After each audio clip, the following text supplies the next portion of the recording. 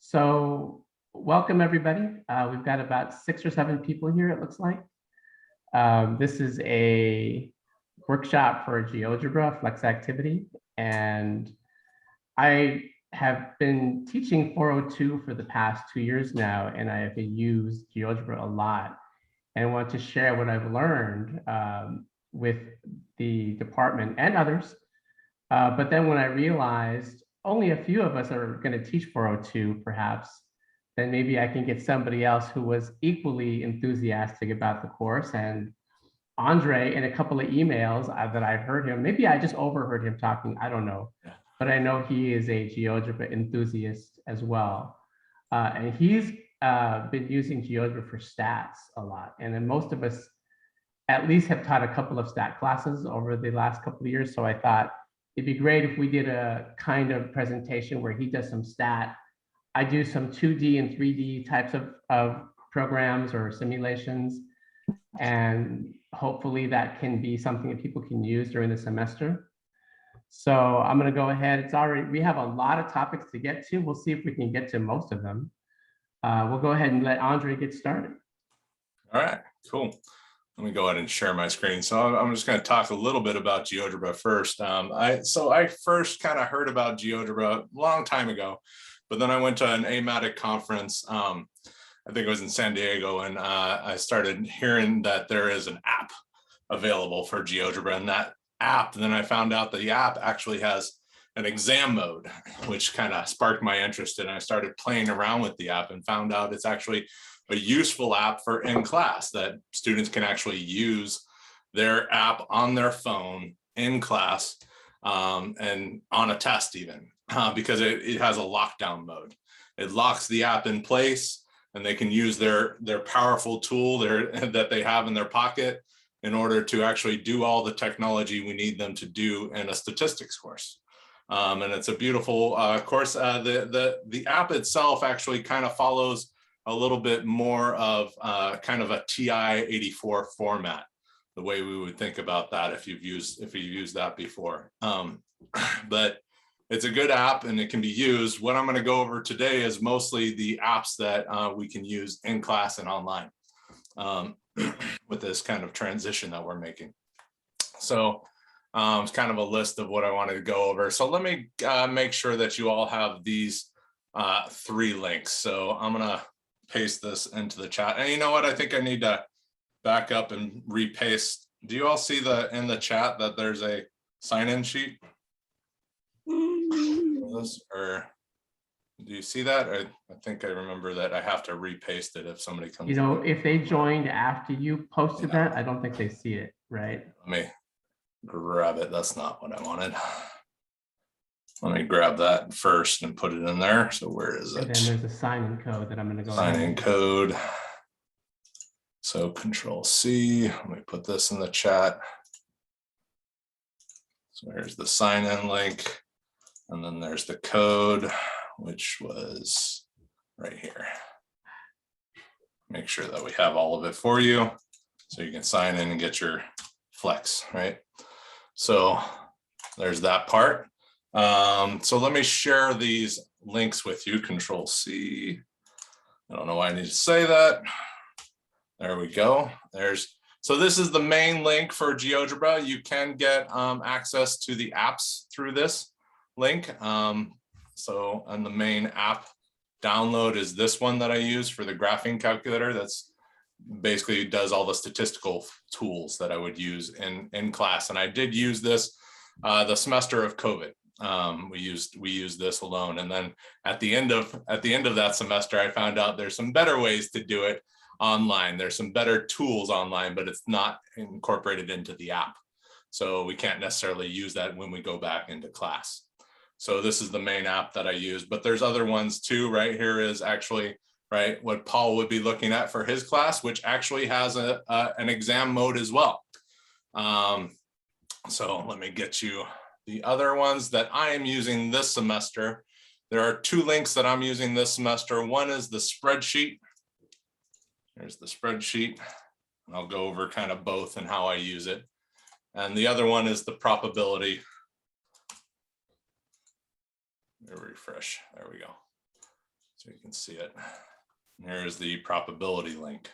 So these bottom two are the two main things that I use for my statistics course this semester, and the program that Carla, Tricia, and Michelle and Hinaka and I have created. Essentially, it's all embedded in there for them. They just click the link and they copy and paste the data that we usually have in a Google sheet, and they copy and paste it in there, and then they go to town and figure out what we want them to figure out. So Andre, they would be using this during the exam mode, or just anytime they want to do now it? the exam mode would kind of be more like this portion. So when you click on the start calculator, it looks like this. So, and you can do things like binomial, and it'll come up, right? It's a little bit better in that sense that it comes up and tells you, right, what to put in where and stuff like that. So not as intuitive as about what I'm about to show you, but definitely better than I would say a TI-84. So let me, is anybody teaching statistics in class this semester? That's here? I am. I am. Who's I am? Teaching 3.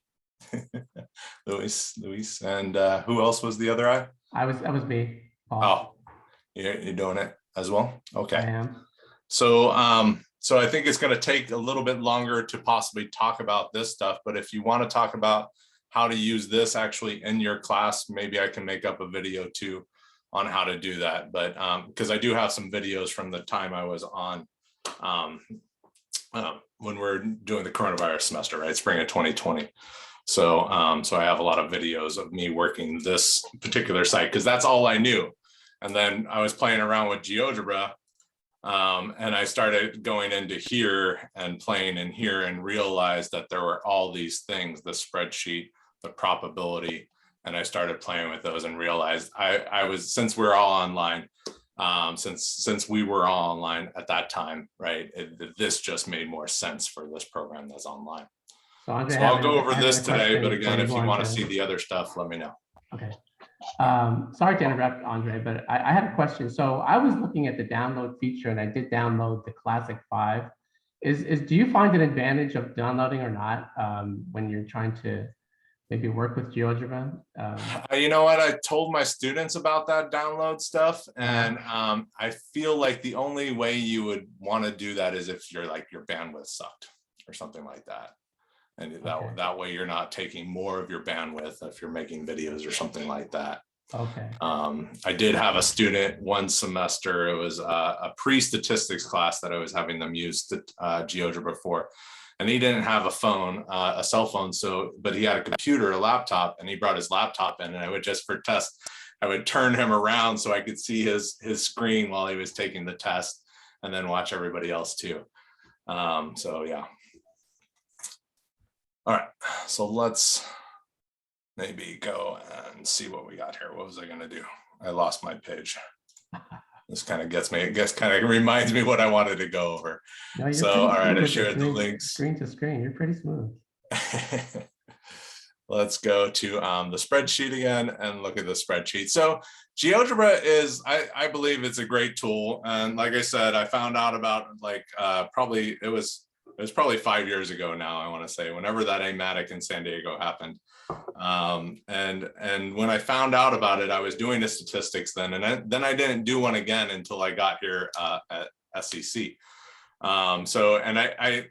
was right at the end of the semester. So I had some students try it out on the final and stuff, and they enjoyed it, the students who tried it, but not everybody tried it. And then I would say my first semester here at SCC, that's fall of 2019, I actually had a pre-statistics class where I had them use it for tests and stuff, but I only had 10 students in that class or something really small then. So it was easier for me to manipulate and try and figure out right how to use that app. And then the next semester I had 2 statistics courses that I was able to actually use it for one exam before we went online. And I think it was pretty successful.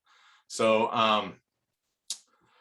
what do I want to say? So the exam mode feature it's a good feature. It works. It logs in. it locks them in, and if they get out, it tells you that they got out. Basically, all you need to do is tell them to get on exam mode, check to see that they're in exam mode. It like turns green and stuff if you're in there. And then if they get out of that program, it'll turn red and it'll start logging what they're doing as well. And then when they come up to you, or if it goes red, I tell them, hey, you better make sure I know it went red if something happened. So I can look at the log and see that it's only been 1 minute or whatever. So I don't think you're cheating or something like that. And that never really happened to anybody. So, and then they would come up at the end of the test, they would come up, show me their phone that it's still in exam mode. I would exit it for them, see the log, and try and check to make sure that they didn't get out, right? That they logged in exam mode at that particular time when the test started and stuff. So, so it works. It does take a little more effort from us as instructors during the exam, but it does work, and I believe it's better than at least the TI-84 would be. But when I went online and once I found out there's a better place to go, I kind of stuck with that. So yeah. All right. So let me talk about GeoGebra. GeoGebra online, it's okay too. So it's great actually. This is a great tool. It's too easy in a sense, but the biggest issue students have with it, and teachers as well, is copying and pasting and making sure the data is there and selecting the data. So just to kind of quickly go over that, let me bring up some data. I think I got this from, which one did I want to use? I think I got this from Pearson or something. I forget exactly where I got this data from, but some Olympics times over the years of some kind of running. I'm not really sure what kind of running. I don't know whether that's minutes, seconds, or what. So here's a Google Sheets, and I can just copy it with Control-C. Over here, if I try and copy it into GeoGebra, I can't paste. I can't paste, right click and paste. That's one issue. And for some reason, it's a hard issue for students right in the beginning. So I just hit Control-V and it takes care of it. Wait, did I actually copy it? There it goes. Control-V. So selecting can also be a little challenging. So it gets it doesn't want to fully go down when you're pulling down and stuff with your mouse. So what I tell my students is go down to the bottom, hit Shift, and scroll all the way up and select your data you want to select and do something with. Once you selected all your data you want to do something with, then you can do what it is you want to. But really that is like the main issue. See here, I'm having problems with my mouse already. So you select the data you want to actually find the mean, median, standard deviation, whatever you want to do with, and then you go to town.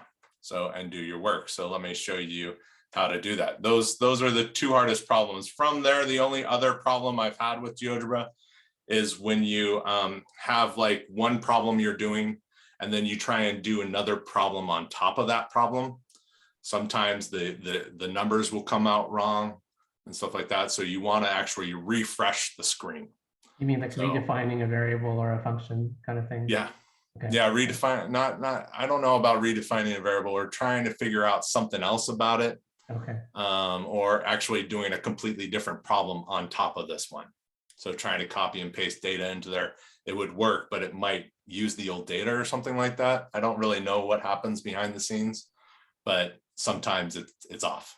So we can do a lot of things with this really quickly. So for one, I can make a histogram. You can see the little histogram button up there, but it's just, the histogram just brings up different types of analysis. So one variable analysis, two variable analysis, and multivariable analysis. So for all these things. And so I can kind of do it all with this data that I have, and I'll try and show it for you. So if I click on one variable analysis, my histogram will come up.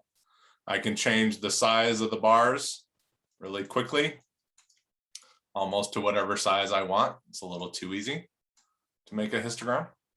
And then also on this page, we can look at the histogram little button here and we can see, oh, wait, there's a box plot. I can make a box plot really quick. I can make, right, a bar chart if I wanted to, or a dot plot. That doesn't show much in this case. The stem and leaf, that doesn't show much either. So, but you get the idea. I mean, it is literally, I didn't even notice this normal quartile plot, which is interesting. But anyway, so you can do lots of different graphs to be able to kind of explain the data, and it's really easy for the students to graph it. And then also what we are doing in our program is asking the question of what does this tell you, right? We got a right skewed scenario here and stuff like that. We start talking about what that means and have the students so talk about that. those are marathon times over the years, right? In minutes. In minutes? Right, because 272 is what's how long is That's that? what, 2 4 hours. hours, something. 4 hours? Isn't it? Yeah, it's almost more than 4 hours. So I think after 10 hours. Sorry, I'm off my math. in minutes divided by 4. Yeah, so it should be like 4 hours and something. But then 212. I'm thinking that they're marathon. Anyway, continue, sir. Yeah. So the other things that I've noticed students have a problem with is just noticing that these bars can adjust too. And I think Paul and I were kind of talking about this earlier today, having problems. You can adjust these things to be able to see things differently. So once you're doing one variable analysis and you got your stuff already selected, you can click on this SumX button and like literally everything comes up. So you got your mean, your standard deviation, your population standard deviation, and your sample standard deviation, your min, your median, your max, your quartiles. It's literally too much too quickly, right? But again, we're asking them to calculate these individually, but then again, I also want to be able to ask them, okay, find the mean median really quickly using GeoGebra, and then tell me what this means. Tell me what this tells you in general. So to go over some other things, unless there's questions on this part. Other things we can do is multivariable analysis really quick. So here I go, I've done something already, so I probably want to copy and paste my data. I'm going to Control-C my data and refresh the screen to make sure nothing bad happens here. Coming back in here, I can paste again. Oh, I can't do it that way. See, I just tried to do it and nope. Control-V. So let me select all my data now with Shift and arrow keys. And I'm going to do 2 variable regression. So there's my scatter diagram it gives me right off the bat. It's a pretty nice little scatter plot quickly.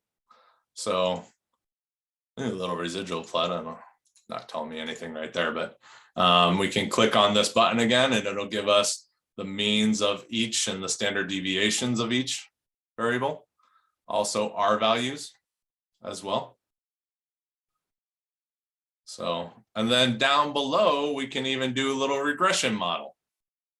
And this was what excites me. And I really want to bump up my program now to start including some other types of regression models other than linear, right? All we're kind of required to do is linear.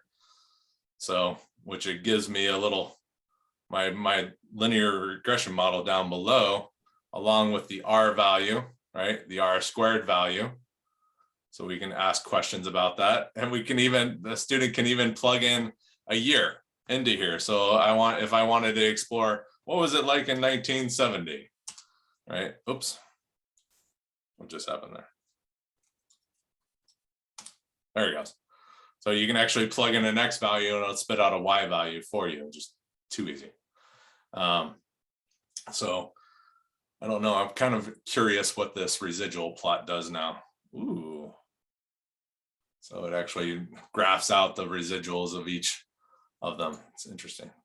So maybe we could use that in the future too. So any questions so far about this? So that's linear regressions in a nutshell. Let me go ahead and refresh. I got one more on this page. I'm going to go to the other one. So I'm going to refresh and copy and paste. Select my data with Shift and arrow key up. This is what I do for my students all the time. And then go to multivariable analysis, just to show you not the greatest box plots in the world. I think I might have some better data for this, actually. Let me see if I got some better data for this. Which one was it? Gender versus counseling appointment. This one's a little better data, but I think it was from a test. So Control C. Where is GeoGebra? Oh, so I just closed this up. There we go. No, or GeoGebra.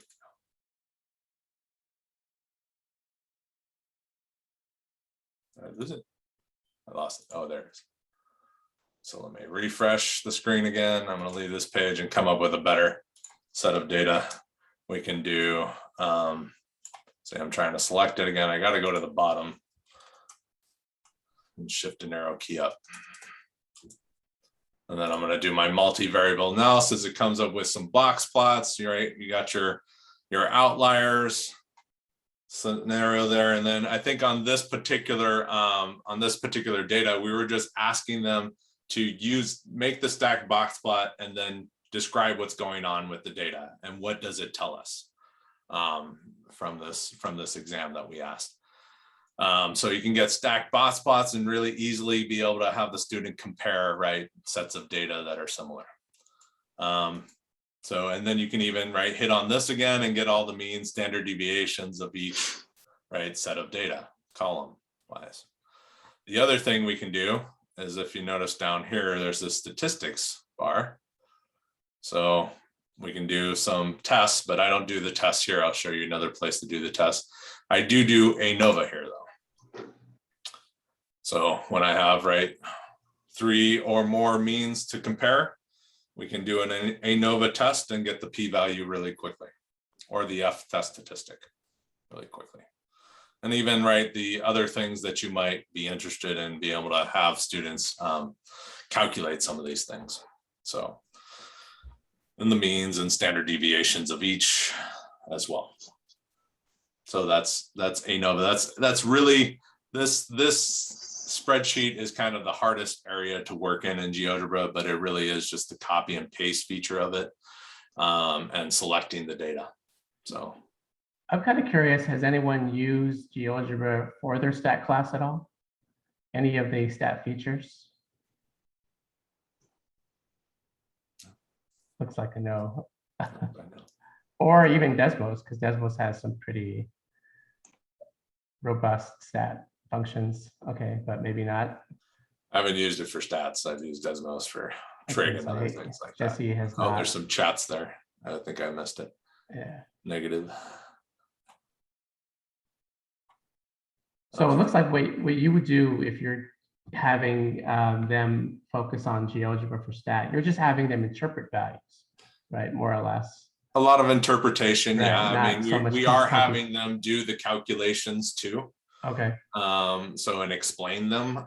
We were using in our program, we were using what we call teach me videos for exams in some cases. So we'll have them teach us some of the things that they might have to do. So that way we can get away from the cheating factor. So, all right, well, let me go to the other area and show you. So this is the ugliest portion of GeoGebra. Let me show you the most beautiful portion of GeoGebra. And so here I am again. I clicked on my link. You can kind of see it changed up in my ULR, but it didn't change anything because GeoGebra is weird like that. So I have to actually refresh, and then it'll come into this beautiful area where you got this normal probability distribution going on that you can manipulate. We actually don't use this in our stats program, but we do use binomial distribution, which is also gorgeous. You enter the n, you enter the p, right? The probability of success, what values you want x to be under, and you can even like move these side to side and figure out the probability really too simply. So so it makes binomial a little bit easier to be able to ask those harder questions if we don't have to do all the mathematical manipulation. But it's up to you, right? And we can choose which side we want it to be on, whether we want it to be a less than factor or greater than factor. Why isn't this moving? Oh, because I'm in there. I don't know. Sometimes, again. Ooh, this is a new one. Outside. I have not. Was that on the normal one too? Oh, that is a new button, by the way. That was not there before. So that might encourage me to use this a little bit more for hypothesis testing, right? and stuff like this, because that was not there last semester. So a little interesting point. So that is really, so right, there's Poisson, hypergeometric, if you do any of that. There's F distribution, chi-squared as well, if you want to use that as well. So I don't think I would do it. I noticed that every now and then when I'm working with GeoGebra, there's an update. They don't tell you in advance there's going to be an update, but it's cool that they're continually working on this because there's a lot of improvements to be made on the cutting and the pasting and entering in data. So They are. Yeah, I but know. that I is remember cool. the The coronavirus confidence. semester, I complained about little things in some of my videos to my students, and then they would fix it like the They next must have day heard or it. something like that. So I Yeah. told my students that they're watching me. Yeah. And so I said, right, GeoGebra, if you're watching, fix coronavirus, get rid of it. No, they didn't do that. So darn it. But so we use this place a little bit, mostly for binomial, but really it's the statistics tab that we use for all the hypothesis testing and confidence intervals. And so you can see I just pull down this this little bar here, and we got Z test of a mean, T test of a mean, difference of means, right? Proportions, difference of proportions.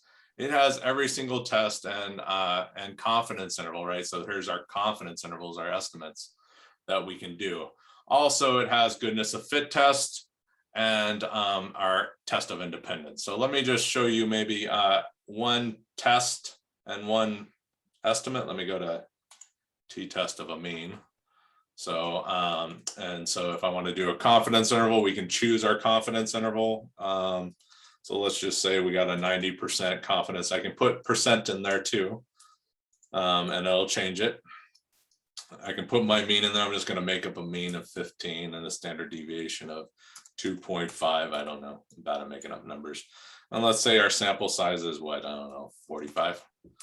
And then boom, gives out everything there. It gives you, right, it gives you your standard error. It gives you your degrees of freedom. It gives you your lower limit and your upper limit of your confidence interval. And then it gives you the margin of error, which is right here, right? So this is your sample mean, and then it's adding and subtracting the margin of error as well. Oh, it does give you the limits of the confidence interval plus, in addition to the plus or minus portion. Okay. Yeah, that's pretty cool. So if I add that to the 15, right, I get the upper limit. If I subtract it, I get the lower limit. So, and then as well, we could do a test of a mean, and then we would put our hypothesized mean in there. I don't know, what's our hypothesized mean? 14, why not? Let's do a greater than, right? You just choose which your alternative hypothesis is, and it'll change it depending upon, and it'll change the p-value down there. You can see the p-values right here, and the test statistic as well, which they can calculate, right? We make them calculated in our program still, and then, right, they can check it with GeoGebra. They can say, oh yeah, I got it right. And so forth and so on. So again, just too nice and easy to be able to really have them focus on what that p-value means and what it tells us about this, the test that we are doing. And then the last couple of things is goodness of fit.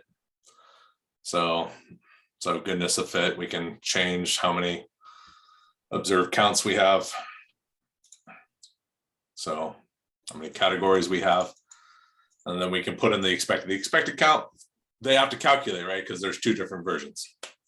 So they have to calculate, right? If it's all the same, then they have to put it in there as all the same. If it's right, a percentage, a proportion based a thing, because it's a population or whatever, then they have to calculate that too. And but it does come out with the degrees of freedom, right? You can see, right? It's just taking the category, subtracting one here. And then it'll come up with the chi-squared when I enter numbers in there. I want something bigger than that. So it's not, I can't tab. 13, 16, I don't know. I'll just make it all 14 expected count. So we put in the expected counts, then it comes up with your chi-squared, and your p-value. So, and the test of independence is even easier though. So we can select how many rows we have. The hardest part students have for this is they'll put in the column total. They'll put in the column total or the row total, and it'll mess up GeoGebra. We don't need any totals in here to do this. So I'm just going to do 2 by 3. You can put in titles here if you want to. You can find the expected count once you have numbers in there. So again, bad making up numbers, but you all know the gist about how this works. So, all right, so it's giving us the expected values, which we have them calculate anyways, and right, and be able to add together in order to find the chi-squared. So what else does it do? It gives you a column percentage, which I know in our program, we kind of talk about the column percentage and the importance of it as well. So, but that is really, I think everything, wasn't that everything on the list? Did I miss anything? Any questions about the stats portion?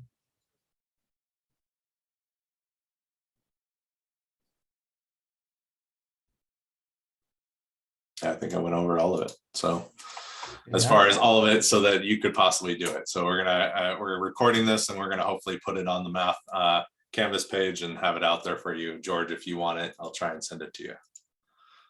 So, all right. Thanks a lot, Andre. That was very informative. Is there a question? No. Okay, very helpful. Welcome. All right, your turn, Paul. Okay. I wanted to do a couple of different things with you guys. One of them is to kind of begin where Andre had left off with statistics a little bit, and then go into some two-dimensional graphs, three-dimensional graphs as well. And I did want to do some things in 3D graphs like Riemann sums and drawing some surfaces as well. But I wanted to begin with an example that I had started, I think, a couple of days ago. And I'm not sure if anybody has ever used or tried to use simulations in their class. I'm going to do a couple of things here. First off, let me kind of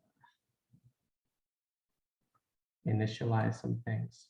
And while you're doing that, Paul, just to say it, because I did forget to do that one thing we talked about with a simulation, but yeah, and I know in trig last semester, Michelle actually put a lot of GeoGebra simulations in there that students could actually help them find things for trig. So if you're interested, you can actually just research GeoGebra, like trig stuff or simulations in general. And there's a lot out there. Sorry. No problem. So I'm sure that most of you have taught stats in the group here. Not everybody perhaps, but you might remember there's a kind of a classic probability question. You have a certain number of people in a room, and the question is, what's the probability that any two people will have the same birthday? Let's discard leap years. Let's assume that nobody's twin or triplets in the class. Let's assume that they're all not related at all. I think that's the assumptions that we need to make. And then what you can do is do this mathematically. I usually do this at the beginning of the semester when I've got like 45 people in the class. Those are the kids that in the old days, they couldn't get into Sellers or Phillips's class. They wandered into mine accidentally, maybe.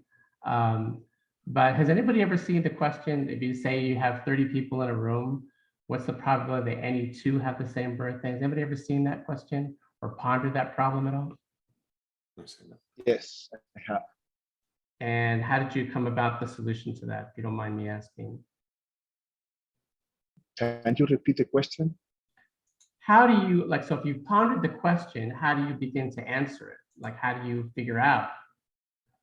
I don't know if it's a birthday paradox, Nick, but maybe. But it's not an intuitive answer. So for example, if there's 30 people in a room, what I did here is a simulation, and I kind of wrote this last week. And I'm not going to describe all of my little commands here because it would take too long to do. But what I have is basically a random number generator. I randomly select numbers between 1 and 365 with the random between command, and n is the number of people in the room. And what I'll do is, first of all, I think I cleared out all of the matched list. Yeah, it's empty now. And then I've got the slider. And as I put the slider back and forth, what you can see is different sets of dot plots being graphed.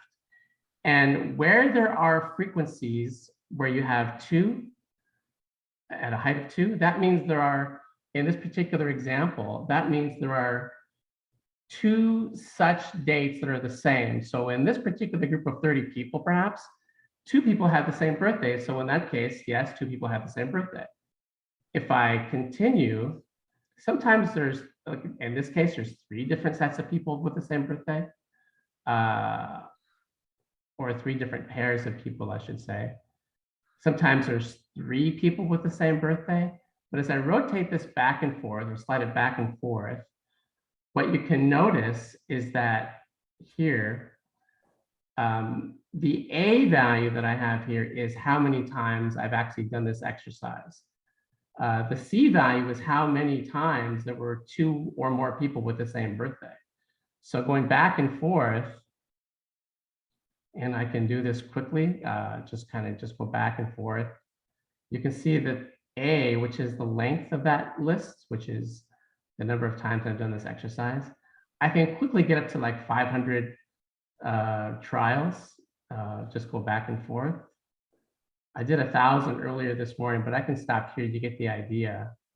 And what I can see is this. Of my little simple exercise here, I've got 69% of the time that people have the same birthday. Now, the actual probability for 30 people in a room is based upon this formula. It's the NPR of 365 and n over 365 to the n, subtracted from 1. In other words, you figure out the probability by taking the complement of the event, which is the chance that nobody has the same birthday. And you can see it's pretty close, right? If I did this more and more, it would perhaps more closely relate to the 70% here. So I can quickly do, I've already got up to 650. I did 1,000 this morning. You can see that it's relatively close. I think if I did up to 1,000, it'd be even closer. If you want to use this, I will put it up on. Oh, right, it's not a paradox. It's just not, as Nick wrote, it's just not an intuitive answer. And in fact, if I usually have 40 people in a room, if you have 40 people in a room, it's about 90% chance that at least 2 of those people have the same birthday. And if I wanted to do that, probably all I'd have to do is change this to a 40 up here. And of course, it gives me an error. And I think how I do this is based upon a script. And it's a little complicated. It's not a robust type of programming language, but it does, in other words, if you notice here, let me clear out my list again. So if I wanted 40 people in a room and to know the chance that any 2 of those people have the same birthday, now what I can see is that you can see at the D here, it's automatically much closer to 1, right? It's almost certain. So it's like 90-some%. I forget the actual probability, but it's around 90%. So I think students are kind of amazed when in person, I would ask the people individually, like how many have birthdays in January? People raise their hands and I tell them to tell their dates if they don't mind telling the class. It's usually the case where about 2 people have the same birthday, or groups of 2, or even a group of 3 people. The actual probability for 40 people in a room is 89%, as you can see here.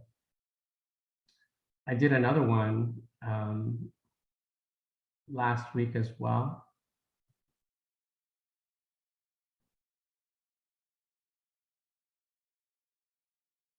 And this one I'm using a button command. And what I'm going to do is clear out, and I'm relatively new to this scripting kinds of commands. So I don't know a better way to clear out or initialize my variables. But I've got a button here. And what this will do is make a box plot, or a bar chart, I should say, for the frequencies of the outcomes of tossing 2 dice and looking at the sum of the top faces. So you can see as I keep hitting toss the dice, the numbers 6 through 8 should occur more frequently than the numbers 2 and 11, perhaps. And if you can just, I'm just clicking like the little button here. And under this command, this button, I should say, I have another script. And you can see this is just random numbers. You're adding them together and you're putting them into a list. It's pretty straightforward, actually. And I don't know about you, but I could do this all day. I feel like those little, psychology classes we took as freshmen, beginning psych, the lab rats are hooked up to a machine and they keep pressing the lever. They get some sort of enjoyment out of that. I can understand why. Is this your stress ball, Paul? It's my what? Sorry? Your stress ball that you're squeezing. Oh, yeah, exactly right. So anyway, you can see that it does approximate a normal distribution, more or less. And I think for students who don't have much of a background in probability at all, students are not really aware of what numbers are more likely to occur if you add the numbers up. And why is 7 the most likely occurrence? Because there's more ways you could get a 7, right? 2 and 5, 5 and 2, 3 and 4, 4 and 3, 1 and 6, 6 and 1, etc. And there's only one way to get a 12, just 6 and 6. So that particular event, which has fewer ways to get it, will result in a smaller bar chart, a smaller bar, right? So anyway, I think I'm gonna do this in my upcoming semester. I may have had one more of these. Oh yeah, I did one over here. Give me a second here.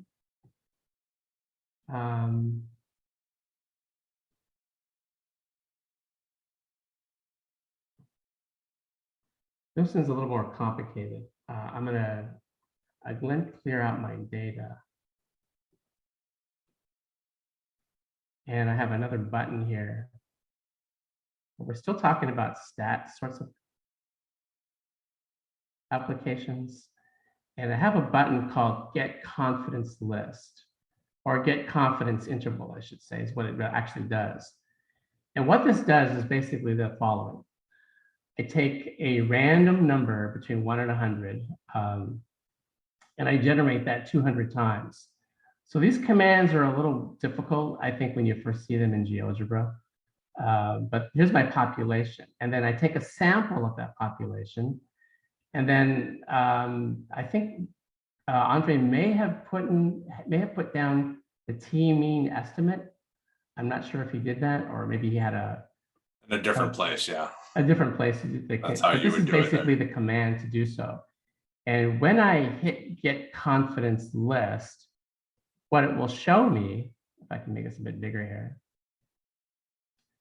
is the confidence interval,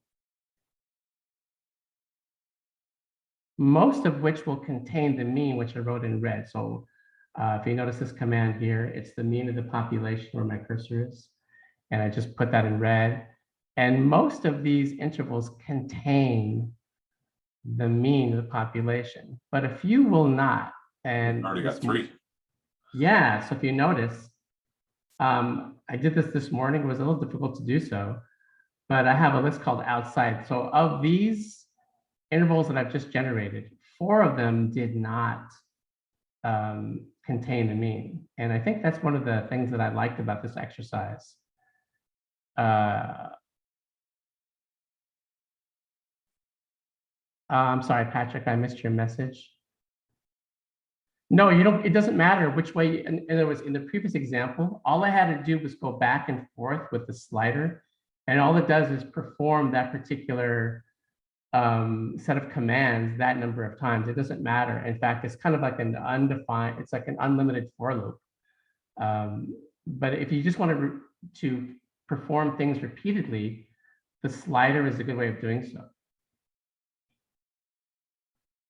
But as I write these, as I click the get confidence interval, and what I like about this example is that when you tell a student, okay, this is a 95% confidence level, what does that really mean? It means that if we perform this process repeatedly, 95% of our intervals should contain the mean.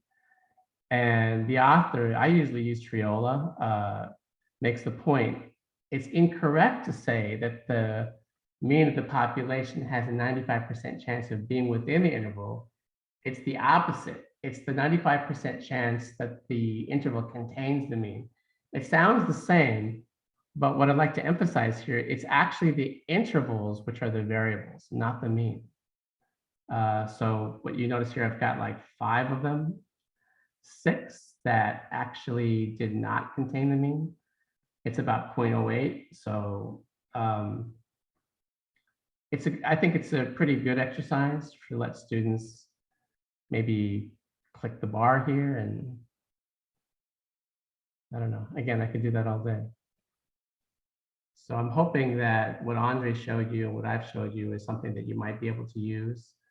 By the way, if you go to just Google and just do GeoGebra confidence interval, they'll have a lot of ready-made sorts of activities that you can use in your classes. I take more enjoyment out of creating my own, but I have seen some of the others that are pretty snazzy and pretty professional looking. But anyway, I'll probably show this in my class as well. In some cases, they'll have an embed link where you can actually embed it into Canvas directly. And right. you don't even have to leave Canvas. And in fact, I did before, and thank you for reminding me, because what I wanted to show is you can put these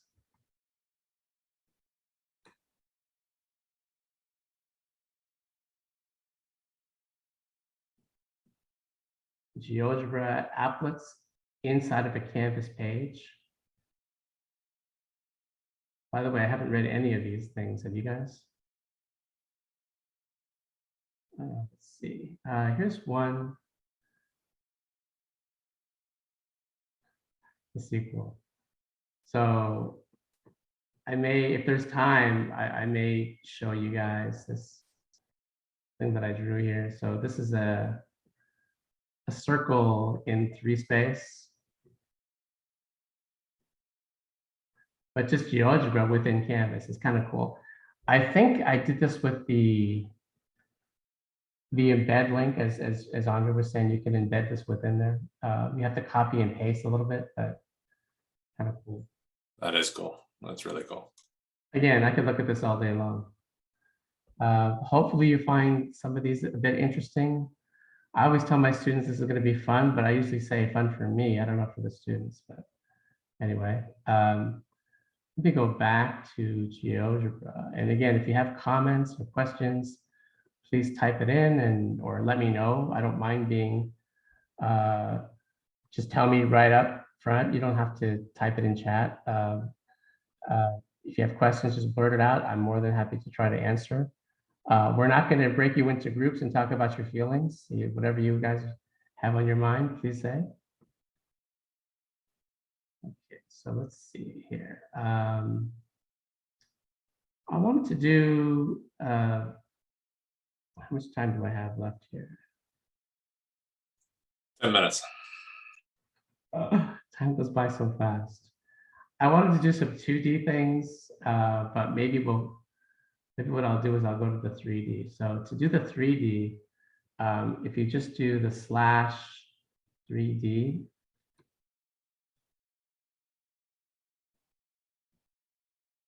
And I want to show something that you can do in 3D. So I know Tara's going to be teaching 401. She might want to describe some objects that are being rotated about a particular axis. I did one earlier today. Let's look at this one here. And let me, okay, so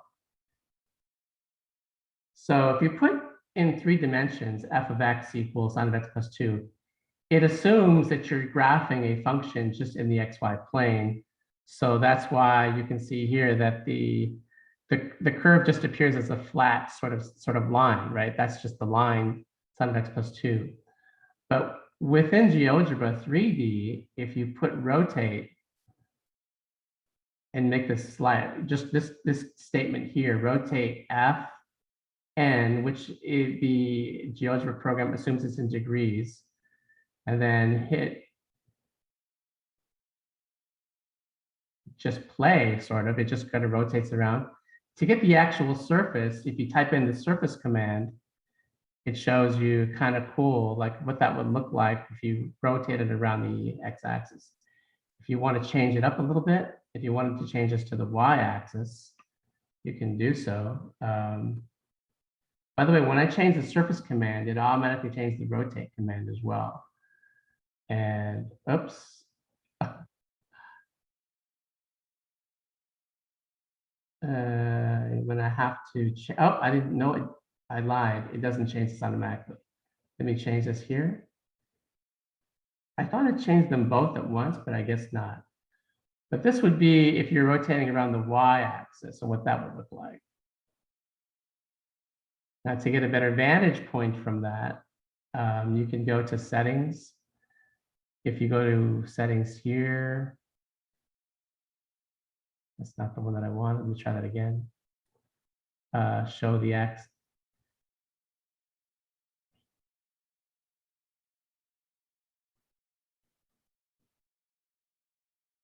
Oh, okay. If I click the y-axis is vertical, and then I rotate, it kind of shows you what that would look like. Very cool stuff, right? So if you're teaching 401, you're certainly going to be teaching surfaces of revolution. Okay, hopefully you'll be able to use something like that if you're teaching 401. Now I teach 402 now every semester, ever since Arena retired, which, I've really come to enjoy the class. It's one of my favorite classes to teach. I've got a number of different things that I've written over the past couple of semesters. One of them is which, in 401, you talk about areas under curves. In 402, you can talk about volumes using a Riemann sum. And one thing I've noticed, you apparently you have to actually click your name to sign in. And then it gives you the more complete list of all of your assignments, all of your activities that you've saved. And I'm looking specifically for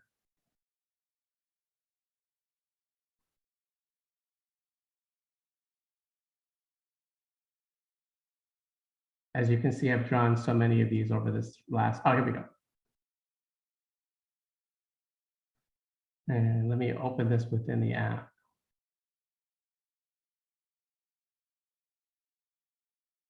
So one way to describe volume when you're first talking about it is to talk about Riemann sums, where instead of looking at areas, you're looking at volumes of prisms. So if I were to go to 1, then here's a portion of the sine wave. It's in particular, if I can make this more clear, the function is sine of x plus y plus 2. And if I let n become larger, it divides it into more and more prisms. The more prisms that I actually write or use, the more accurate the area would be under the curve, or under the volume would be under the curve, I should say. After about 8 or 10, it becomes difficult to see individual ones, but I think the actual value is like 18. If I went to,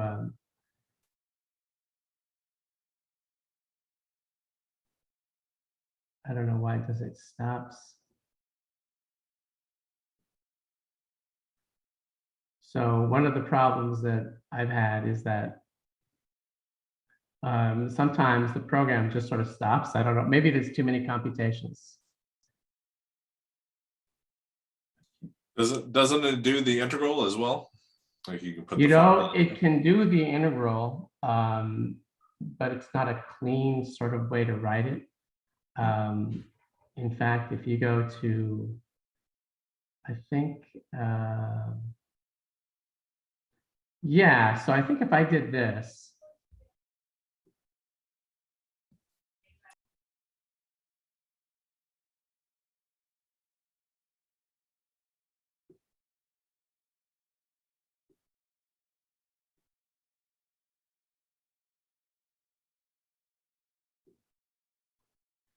this may not come out very well. X plus Y, and then plus 2. And then let's say that X goes from 0 to 3. I think you want an integral, not integrate. Not sure though.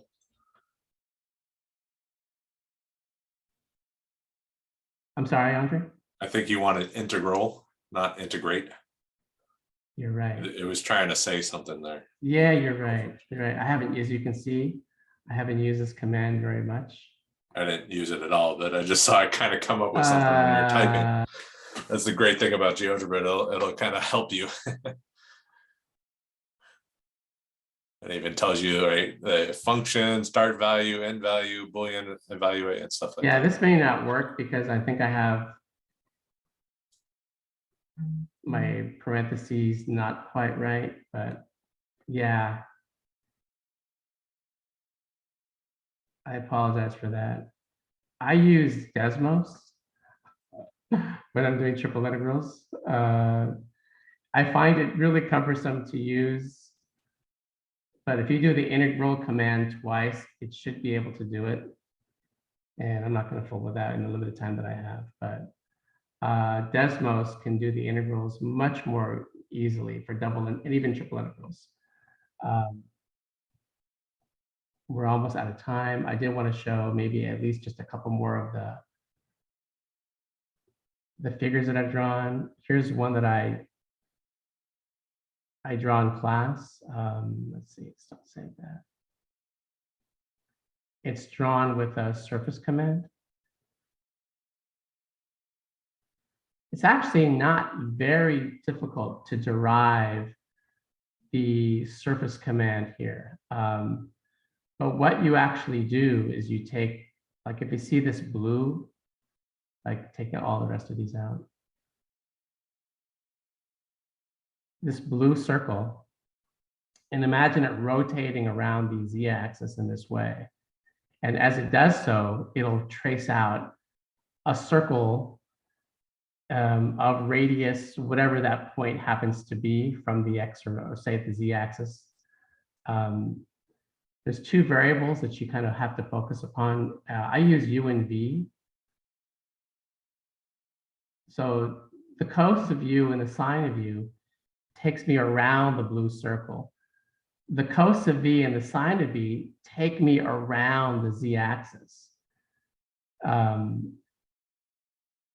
This is not a function that was drawn in the Stewart text. They drew something a little bit more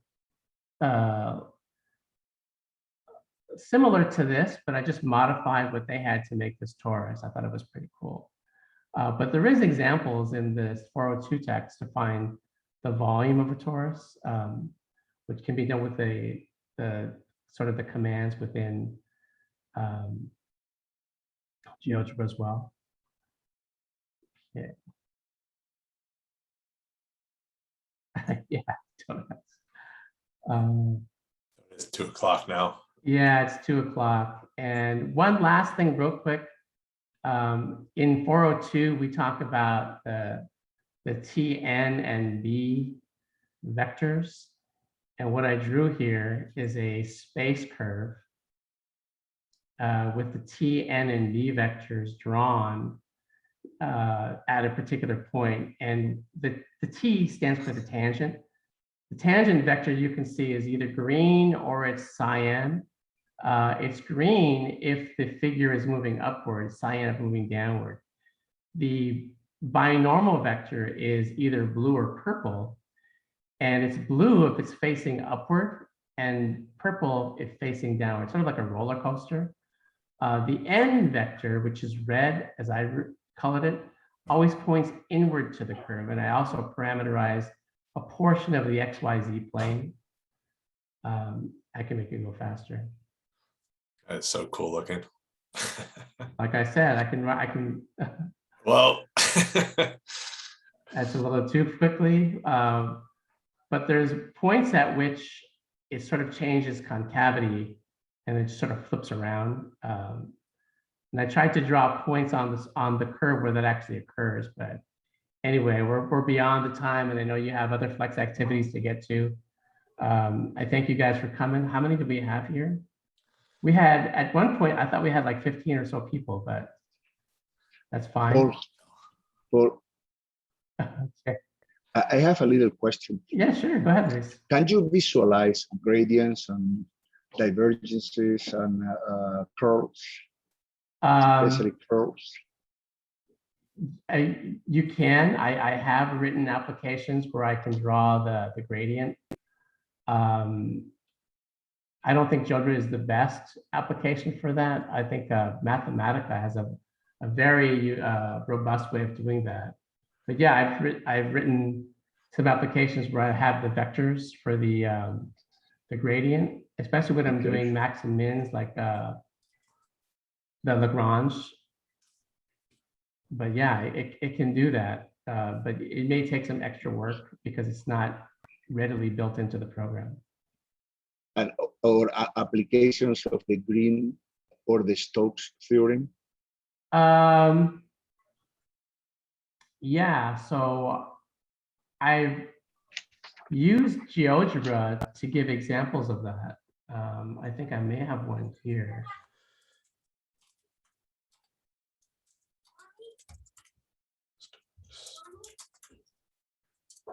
Oh, I've already signed in. Give me a second. I'm just trying to search it right now, see if I can find something.